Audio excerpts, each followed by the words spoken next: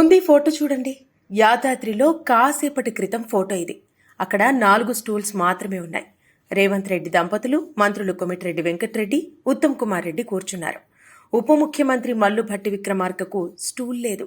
ఆయన కింద పీట మీద కూర్చున్నారు. అదిప్పుడు వివాదాస్పదంగా మారింది.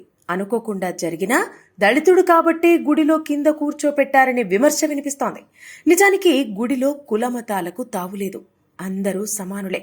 ప్రోటోకాల్ పాటించటం గుడి ఈవోకు తెలియదా?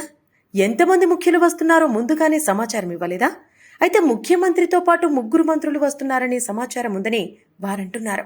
ముఖ్యమంత్రి దంపతులు హాజరవ్వడం, వెంటనే స్టూల్ ఏర్పాటు చేయలేకపోయినట్టు గుడి అధికారులు చెబుతున్నారు. సరే, భట్టి విక్రమార్క ఉప ముఖ్యమంత్రి. ఆయన్ని కూర్చోబెట్టి మంత్రుల్లో ఒకరు కాసేపు నిలబడొచ్చు. కానీ ఎవరు తగ్గేదేలే అన్నట్టుంది. అసలే కాంగ్రెస్ పార్టీ. ఎవ్వరిని ఏమనలేం. అటు ఆంధ్రప్రదేశ్లో కూడా ఇవాళ అక్కడి ఉప ముఖ్యమంత్రి నారాయణస్వామికి ఘోర అవమానం జరిగింది.